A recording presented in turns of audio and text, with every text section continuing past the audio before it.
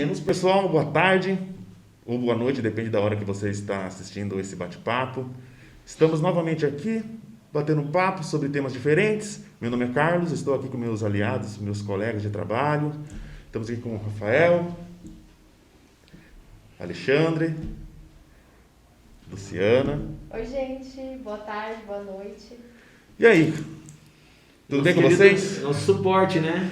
Tamo aí. Quem está acostumado, eu estou normalmente atrás das câmeras, mas dessa vez não. Dessa vez eu vim para cá. Dessa vez eu quis conversar um pouco com o pessoal, debater um pouco sobre esse tema, que eu acredito que seja um tema bem... Ele traz muitas reflexões, ele é sensível também, né? Esse tema é um tema bem sensível. E, às vezes, eu estando atrás das câmeras, eu quero falar uma coisa, mas não dá porque eu não tenho microfone lá. E, às vezes, dá vontade de pular na mesa, falar uma coisa e voltar. E aí, hoje eu vim. Conseguimos aqui nosso querido Pedro para ajudar, um adolescente que está aqui vinculado com a gente no CRAME. E é isso, gente.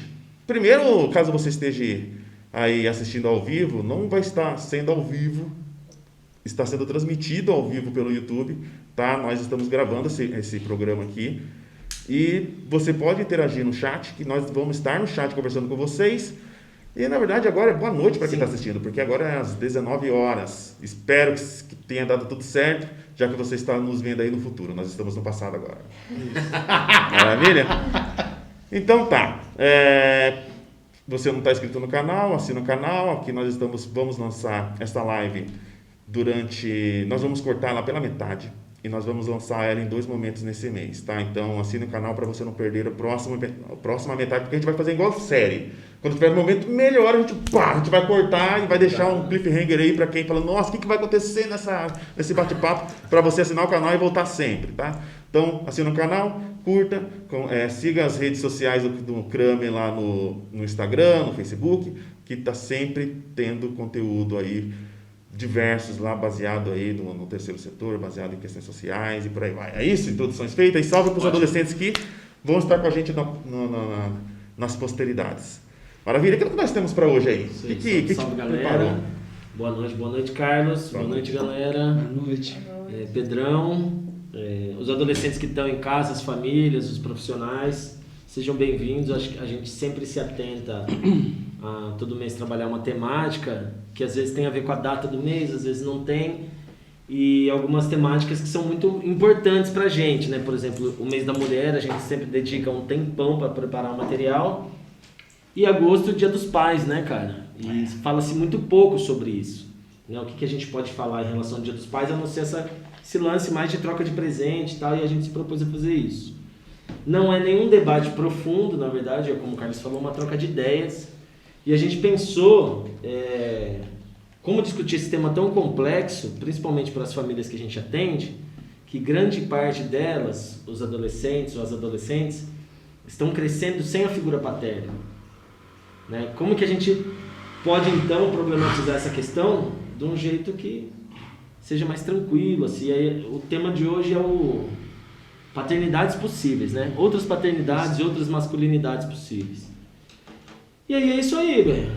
Interessante que, assim, a gente vamos resgatar nossa infância, né? E, assim, do bairro que eu vim, eu via muitas mulheres conduzindo famílias, as mulheres que eram o pai, a mãe, e o pai, mesmo que estava fazendo parte da família, ele era muito ausente. Ele era mais presente no trabalho, tinha mais presença no trabalho ou em outros setores ali da comunidade do que com a família. É a configuração do bairro que eu cresci, e o que eu via mais os pais sendo ausentes, e quando ele aparecia, era aquele pai que todo amigo tinha medo do cara. Falava assim, o seu pai chegou, é melhor ser. Né? Então, como que era essa configuração? Como que era essa visão também que a gente tinha quando criança desse pai, que o nosso próprio pai, ou o pai do amigo, que ele era ausente, mas a gente via ele como uma potência muito forte quando ele chegava na família. Existia uma autoridade excessiva, né, nessa figura paterna, e às vezes uma figura paterna ligada à violência também, né? Às vezes violência física, às vezes violência verbal, ou mesmo uma autoridade excessiva de aquele pai chegar e, mesmo que ele não cometesse nenhum ato de violência naquele momento, já era uma figura assustadora, né? Uhum. Eu lembro disso também, assim, de não ver na figura paterna a figura de cuidador, mas sempre, assim, uma autoridade. E claro que o pai é uma autoridade mesmo, né? Mas existe uma diferença da autoridade para o autoritarismo, para o abuso dessa autoridade que o pai pode exercer dentro do núcleo familiar. Eu acho interessante essa primeira provocação, né? Porque são as falas que nos marcam durante diversos períodos da vida. Vou contar tudo pro seu pai quando ele chegar. Aí ferrou, né, mano? Aí você tá forçando amizade, Pronto. né, mano? O dia escurecia na hora. Na hora.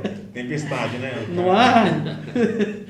Eu acho muito interessante, porque são falas que marcam a gente, né? Eu estou ouvindo vocês falarem a respeito disso, mas acho que é importante pensar, né, um pouco da minha trajetória assim, a figura presente do pai, mas não eficaz, não participativa, da rotina, o quanto que isso fazia diferença, sabe?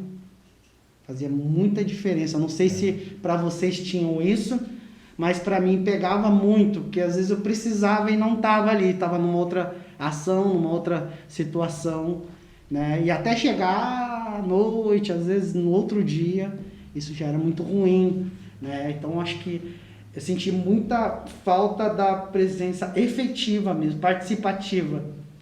É igual o samba do João Nogueira, né? E vida boa, que ele fala Espelho. que o espelho, né? Esse aí Espelho do João Nogueira. Mas, cara, eu vou aqui pensar essa parada o seguinte, eu cresci sem pai, né? Meu pai saiu fora, eu era muito novo, tinha 2 anos.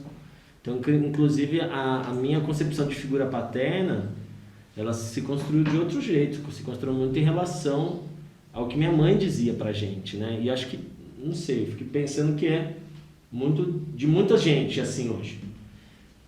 Inclusive, como posso dizer, a visão que eu tenho do meu pai, não é da vivência que eu tenho dele, mas da vivência que a minha mãe construiu em mim dele, tá ligado? Eu não posso falar meu pai é isso, meu pai é aquilo, a não ser pelas coisas que minha mãe disse.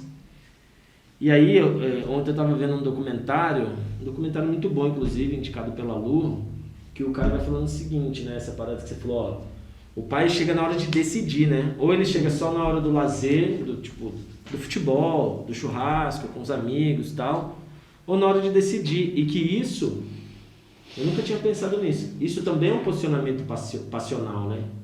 Porque ele não participa, como você falou, ele não participa nem da discussão, ele não participa da treta, ele não participa da solução, ele só entra quando a mãe fala assim, vou falar tudo pro seu pai. Nossa, deixa o seu pai chegar aqui agora. Ou quando os moleques falavam assim, nossa, seu pai do fulano chegou, nossa. Então, é que tem uma parada que assim, a gente tá lá na resenha na casa do amigo. A gente tá numa zoeira total. Tá bagunçando, tá pegando a almofada, tacando na cara do amigo e tal. A mãe passa, todo mundo fica mas ela sai do espaço, você volta à zoeira. Mas aí a gente vê o som do portão. A gente olha pela janela, o pai do cara tá chegando, fala assim, acabou a resenha. Vamos pro seu canto, mas primeiro vamos esperar o cara entrar, porque o cara trombar correndo no caminho. Porque era isso, tipo, o cara não tem, é uma presença tão forte que a gente não sabe nem, porque às vezes o pai do amigo até era de boa. Meu pai sempre foi muito de boa, super tranquilo, foi presente, mas trabalhava demais também. Até hoje ele trabalha muito. Mas só que a presença, quando ele está lá, muda o ambiente. Muda tudo. Muda, até a mãe muda. Até a mãe porque muda. ela fica naquela questão, dependendo do pai, tem alguns pais que realmente, de alguns amigos meus, da época de infância, que era do pai super, assim, a violência era a forma de resolver tudo, né? E qualquer assunto era na ameaça, ameaçava tirar algo, ameaçava com bater. E quando a gente estava na casa desse amigo, a gente sabia o horário certo que o pai dele chegava. Porque se a gente passasse desse horário, o pai dele chegava, a gente sabia que ele ia apanhar. Porque só pelo fato da gente estar lá. E como é que para esse filho, como que para esse adolescente, para essa criança naquela época, era socializar com os amigos, sabendo que o pai era um risco, que causava esse distanciamento, né? Eu tinha alguns amigos que a gente parava de... Não. A gente não sabia nem se podia convidar o cara para jogar uma bola, porque se o pai dele... E aí, o que vocês querem? O que quer? Foi mal aí, senhor. Partiu. E aí fica nessa... Às vezes num lugar que não tem solução, né? Porque a ausência do pai é um grande problema. Mas a presença de um pai que todo mundo prefere ele ausente também é um problema. Que tipo de presença é essa que a gente reclama, que é importante essa figura dentro da casa, mas também, se for uma figura que oprime, todo mundo prefere que ele nem chegue logo na casa, né? Mas também, por outro lado, pensando assim, na minha experiência pessoal mesmo, teve coisas que eu fui muito, muito crítica em relação ao meu pai até a fase adulta, e quando eu fiquei adulta que eu falei, nossa, mas nem era tão ruim assim, né? Eu lembro que até pouco tempo atrás, assim, eu ficava, nossa, meu pai era um monstro, porque ele não deixava eu dormir, porque eu tinha dificuldade em matemática, meu pai é engenheiro, então ele tem muita facilidade com exatas. Manda um salve pro seu pai. Um salve, pai. Dá um like e comenta aí a chama da Luciana e tal. E aí, ele achava um absurdo que eu não sabia a tabuada de cor, e eu tinha muita dificuldade mesmo de saber a tabuada, e outras dificuldades em matemática. E aí ele virava à noite, ele não deixava eu dormir, que ele ficava lá estudando comigo e falava, não, você só vai dormir quando você acertar a tabuada, quando você souber fazer essa equação e tudo mais. E eu pensava, nossa, meu pai não deixava eu dormir. E recentemente eu pensei, ele também não ia dormir. Ele também ia virado trabalhar. E de alguma maneira, por mais que fosse uma coisa rígida, isso era um gesto de amor, que era o que ele tinha para dar. Que era da vivência que ele teve. Então, eu lembro que por pouco tempo atrás eu pensava assim, eu é que não dormia. Eu não tinha parado para pensar que ele também não estava dormindo para me ensinar tabuadas, expressões matemáticas. E no fim, eu escolhi fazer faculdade de artes, mas o que eu fui melhor, assim, nos vestibulares e tal, foi matemática. E ele, pronto, era isso que eu queria, que você soubesse matemática na sua vida. Mas, ó, sabe que isso me fez pensar? Que é o seguinte, né, assim, eu tô viajando aqui, né? Que a nossa sociedade, por que a gente pensou em falar sobre isso, né? Acho que é legal falar de outras paternidades, aí a gente pode fazer esse recorte sócio-histórico, assim, né? Porque a gente faz uma crítica, sei lá, o período medieval, que era, por exemplo, a menina menstruava, ela tá pronta para casar. Acabou, menstruou, já começa a procurar os companheiros, quem vai pagar o dote e tal. E a impressão que eu tenho é que no período medieval, as mulheres eram preparadas para serem esposas e para serem mães. Mas, até hoje, se a gente for olhar historicamente, os homens não são preparados para serem pais, nem para serem homens adultos. Eles podem viver a vida, né? Se a gente for pensar na construção do feminino e na construção do masculino, a mulher sempre vai... ela parece que é treinada para ser mulher, e treinada para ser esposa, e treinada para ser mãe. Então, ela se permite ser mais sensível a essas coisas. E o homem não precisa. Não, foda-se, né? Desculpa, corta aí.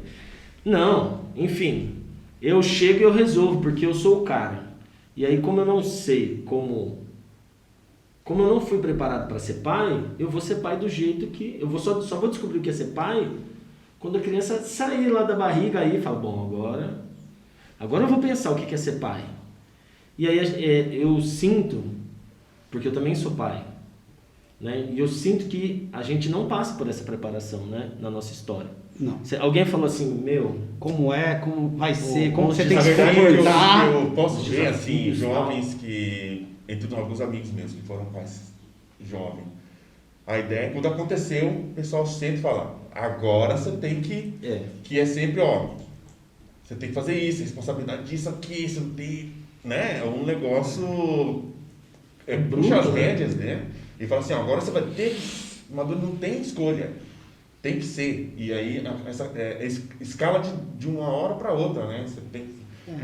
Até 5 minutos atrás, que eu não tinha essa notícia, eu era o cara. Agora, eu tenho que ser outro a partir de hoje. Mas isso é uma pressão da sociedade também, né? A sociedade pressiona um pouquinho para o homem a ter algumas atitudes que ele não foi preparado durante o decorrer, muito diferente de como foi o da mulher, né? Da menina, que foi, né? As brincadeiras, isso já vai uma coisa muito lúcida de como vai ser na fase adulta. O homem não. O homem vem numa constituição de uma liberdade um pouco maior do que o do sexo feminino, né?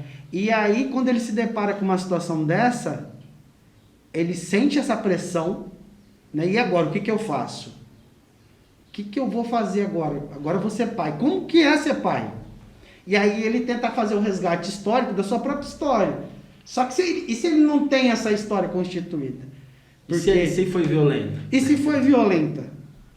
Como fazer virar a chave para transformar tudo isso? Isso é um esforço absurdo, porque muitas vezes muitos homens não conseguem fazer essa chavinha virar. Tem um projeto, não sei se ele ainda existe, mas é um projeto chamado Os Meninos Grávidos. Acontecia, eu acho que na Senac, que era um acompanhamento dos adolescentes, meninos que descobriram que as companheiras estavam grávidas, e aí eles estavam fazendo um acompanhamento psicológico e também dicas práticas. Porque a visão deles era essa, assim, a menina é bem acolhida, é muito acolhida quando, na maioria das vezes, assim, casos e casos, mas a menina é acolhida e o menino, na maioria das vezes, sempre, ele é excluído dessa relação. Né? Ele é o que se sente mais solitário nessa Na verdade, vai de encontro com isso que o Rafa está dizendo, ele fica esperando a hora de nascer. Porque diante de todo o percurso, né, toda a gravidez, ele tem a oportunidade de entrar para dar alguma opinião sobre. Vamos pensar assim. Né? Ali já começa o processo de exclusão de paternidade.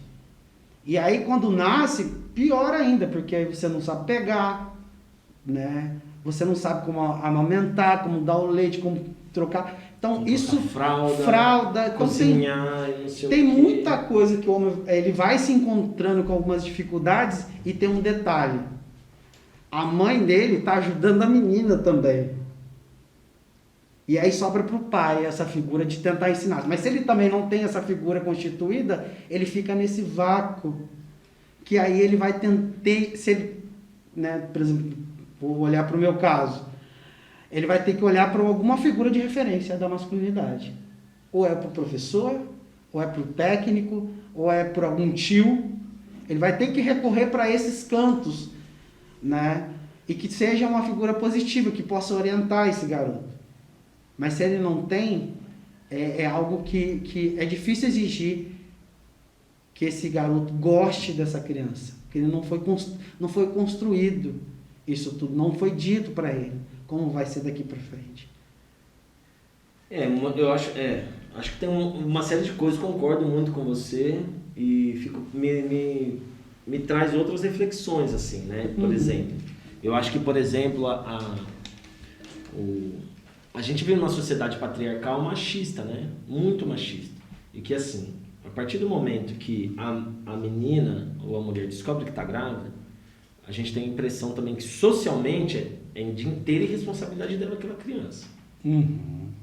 E aí, ao mesmo tempo que o cara não participa, ele é autorizado a não participar, como o Ale falou, né? Não, vai no boteco comemorar, né? E a mina fica lá em casa cuidando da criança. E quando nasce, é isso que você falou, ele não tem referencial. E aí, então, se ele for buscar um referencial, ele vai buscar um referencial que é extremamente conservador, né? Ou que é violento. Ele acaba reforçando justamente tudo aquilo que a gente está querendo discutir aqui, que deveria romper. Então, ele vai ser mais seco, mais bruto, mais ignorante, e vai exigir da mulher um comportamento mais passional, vamos dizer. Então você tem que cuidar da criança, você tem que cuidar da casa, trocar fralda, não sei o que, e eu agora tenho que lidar com esse mundo que é. Antes eu pensava só em mim, agora eu penso em mim, em você e na criança. Então eu tenho que sair para trabalhar. E sai esse monte de moleque igual doido, tentando trazer dinheiro para casa para bancar essa vida nova que tá chegando. Mas isso é um método conservador. Não é o método conservador, porque se fosse o método conservador, ela teria que casar ainda. Sim, não, eu ainda acho que é um pouco conservador, né? Assim, eu acho muito conservador, porque, primeiro, tira o pai da cena do parto, né? Da cena da criação, do cuidado. da coisa que ele mais sensível que é, né? De cuidar de uma vida nova, da companheira e de cuidar de si mesmo. Porque assim, você não pode chorar, você não pode reclamar, você é o pai, você tem que sair para trabalhar e trazer dinheiro para casa. Porque afinal de contas a companheira está fazendo todo o resto. Só que a gente também vive numa sociedade que não tem emprego para todo mundo, né? E esse jogo aí é muito violento, principalmente para os moleques que estão chegando agora nessa vida. Tava estudando, a namorada engravidou, tem que entrar no mundo do trabalho, tem que ir a família, e às vezes ele já bancava a família dele, né? Já ajudava em casa a mãe, o pai, o irmão, aí tem que bancar agora mais uma vida. Eu acho que é muito confuso, assim. E pra gente romper com isso, eu não sei qual é. Acho que tem alguns caminhos, né? Mas a gente não consegue discutir esses caminhos sem discutir todos esses caminhos juntos, né? Ser pai, eu acho que é algo que é possível a gente pensar. Tem o genitor, que é aquele que teve o ato sexual e aí dali saiu uma criança, mas é uma figura ausente e é um genitor. E tem o pai, que é aquele que se torna pai. E se torna pai dia a dia, né? Então, ser pai não é simplesmente geneticamente ser o genitor dessa criança, mas ser pai é diariamente estar ali.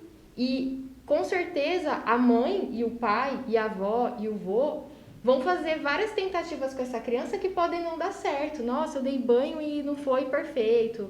Eu fui dar mamar e não deu certo. A criança ficou chorando e não pegou o peito da mãe, ou não pegou a mamadeira, enfim. E eu acho que, às vezes, o pai fica com tanto medo, né? Fica nessa coisa, eu não sei segurar, eu não sei preparar o leite, eu não sei trocar a fralda. E talvez outras figuras também afastem ele e reforcem isso. Você não sabe mesmo, então sai daqui. Mas ninguém sabe, porque aquela é uma nova criança no mundo, ela vai ter os jeitinhos dela de chorar para reclamar quando está com fome, vai ter cada criança que vai ensinar o seu pai e a sua mãe a serem pai e mãe. Então é importante que esse pai, para ele se tornar pai, ele assuma que ele pode errar em alguns momentos, né? Mas não é um erro proposital, ele está ali aprendendo com o filho a ser pai e se tornando pai a cada dia e a cada ato simples de pegar a criança no colo, de preparar o leite, de olhar às vezes é olhar a criança e entender o que ela tá, se ela tá bem, se ela não tá. Eu vou pegar seu gancho, desculpa te Não, interromper, mas eu tenho uma coisa que a Lê falou que eu acho que é muito importante, assim, nisso que você está falando também, que as mulheres, pensar a construção do masculino é pensar a construção do feminino também, são construções históricas, nada é dado. A mulher não nasce uma coisa já pré-formada, pré-moldada, não. A mulher do século XVI é diferente da mulher do século XVII, é diferente da mulher do século XXI. E o homem também. Então, eles são resultados de construções históricas. Mas olha, falando um negócio.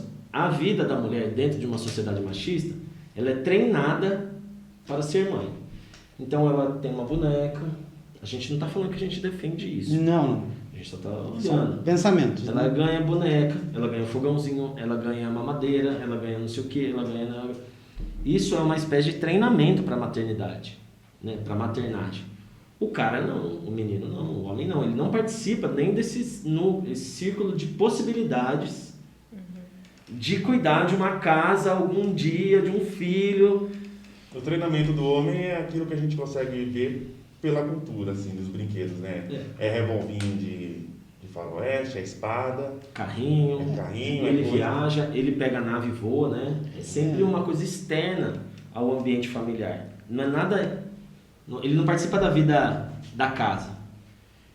E aí não é a mesma... Por exemplo, você falou, né? Não, mas às vezes ele vai aprender. A mãe também vai aprender, só que de um lugar muito diferente. O cara é do zero.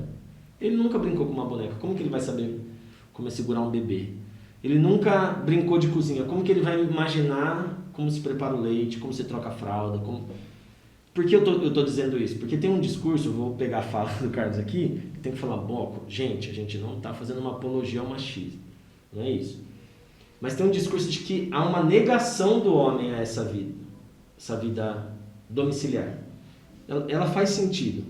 Mas também a gente não pode esquecer que a cultura, eu não estou querendo também resolver tudo na cultura, não é isso? Mas só problematizar, né? quais são as oportunidades que nós damos como sociedade para o homem participar, para o menino participar, para o menino brincar de boneca, para o menino cozinhar, Dá tempo cuidar da para casa. eles, né? Tem um fato que aconteceu numa confraternização que tinha lá o pessoal do churrasco, o pessoal da cozinha, né? E o pessoal ali da recreação. E aí, se a gente fala a configuração desses setores numa confraternização, a gente já imagina quem vai estar em tal lugar, cada lugar.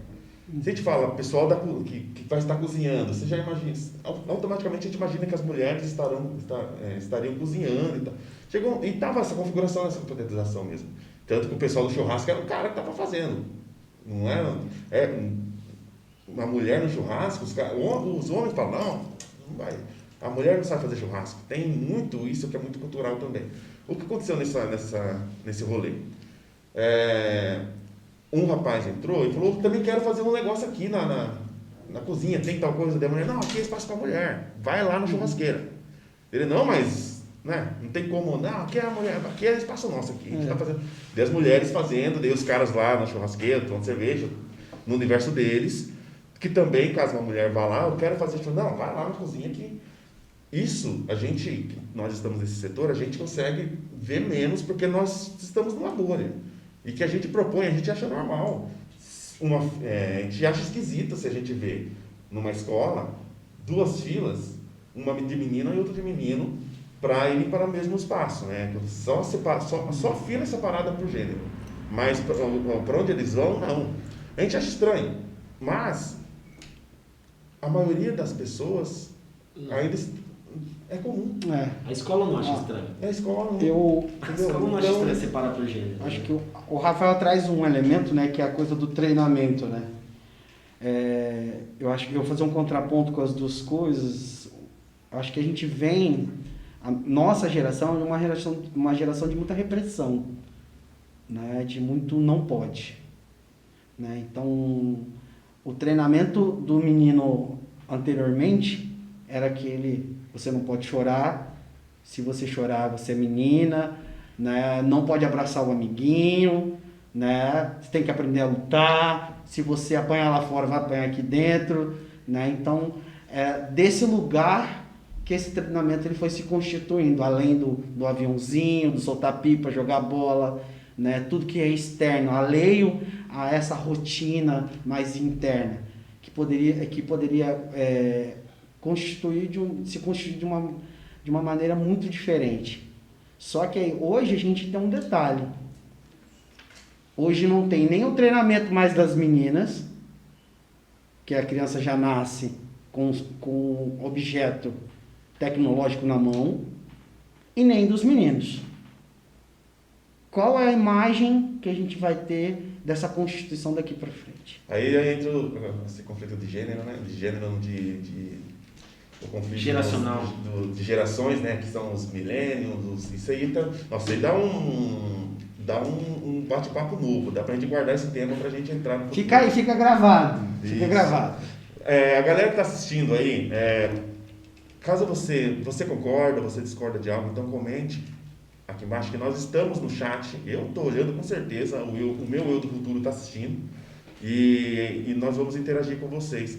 O que o Aleph traz aí é interessante, porque assim, uma coisa que você falou me lembrou daquilo, o menino não pode... O lápis. Pode continuar, Carlos. O menino não pode abraçar um amiguinho, porque quando a gente está num grupo nós vamos lá com um grupo de crianças, a gente vai dar atividade.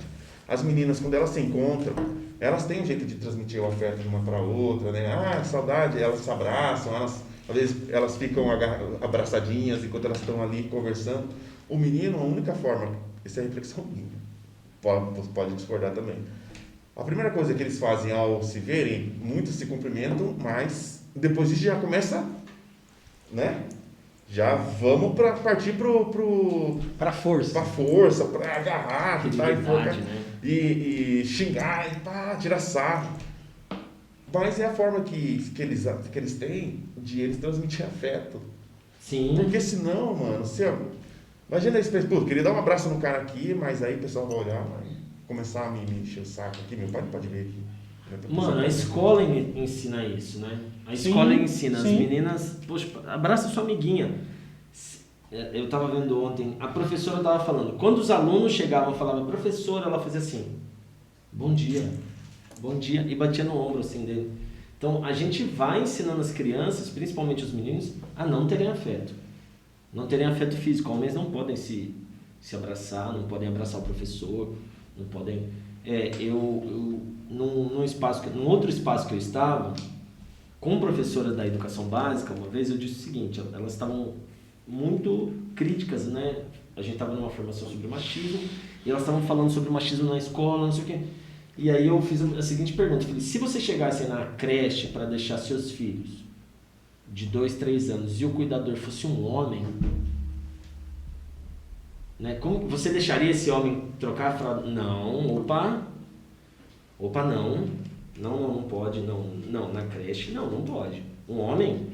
Falei, então como é que ele participa dessa vida, né? A gente já constrói, estou trazendo aqui uma leitura de que as instituições fazem isso com todos nós, não fazem isso só com as mulheres, fazem isso com os homens também.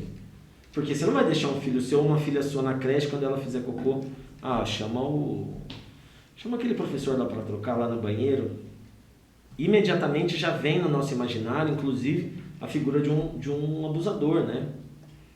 Então, além de tudo, o homem parece que é um abusador em potencial. É óbvio que os números mostram, né? Se a gente pegar estatisticamente, os números mostram que o maior nível de violência doméstica, violência sexual, é produzida por homens, né? A gente sabe disso. E de homens contra mulheres, principalmente, mas de homens contra homens também. Mas não são todos. Né? Não são todos. E aí a gente constrói, então, primeiro, eu acho que tem várias coisas, inclusive o corpo como um lugar do pecado, enfim. A gente pode abrir, isso é o que você falou, a gente pode fazer várias lives sobre isso daí. Mas é impossível do homem sentir afeto. E se ele não pode sentir afeto, ele vai sofrer de algum jeito. Então a gente foi pesquisando aqui, por exemplo, para trazer um dado, né, recente. No último censo, nem sei se é do censo, vou aqui, depois eu me corrijo e coloco lá no chat. Os homens, o número de suicídio de homens é até 4 vezes maior que o número de suicídio de mulheres. O número de homens com câncer é muito maior do que de mulheres. De homens com depressão, né? Então você produz uma sociedade que não pode sentir, que não pode abraçar o amigo desde a creche, que não pode ser trocada as fraldas por outros homens. Então você reforça, lógico, a gente reforça o papel da mulher, mas a gente também reforça o papel do homem. E aí a gente está aqui se questionando como romper. Exatamente, porque aí você vai vai protelando gerações e gerações nesse mesmo comportamento, né? E aí sem uma perspectiva de melhora, porque a chave principal para que pudesse fazer essa mudança internamente e reverberar para dentro da sua família e pós isso para a comunidade onde ele vive, seguindo de exemplos, né? Ele não consegue. E ele não consegue esse espaço nem de escuta para falar disso, né? Acho que é importante deixar marcado isso. O homem ainda não tem um espaço constituído para falar das suas fraquezas. E sobre isso que o Rafa e o Ale trouxeram, problematizando um pouquinho também, nesse documentário que o Rafa falou, que o documentário é muito legal. Dá um nome. É O Silêncio dos Homens, o diretor chama Ian Leite. E aí é até estranho, né? No próprio documentário ele fala sobre esse título. Por que o silêncio dos homens, se o que eu mais vejo são homens falando o tempo todo, homens às vezes interrompendo as mulheres? Por que o silêncio dos homens? Eles não estão em silêncio. Mas, inclusive no documentário eles falam, né? É possível você falar e não se revelar. E não falar sobre os seus sentimentos, não falar sobre suas emoções.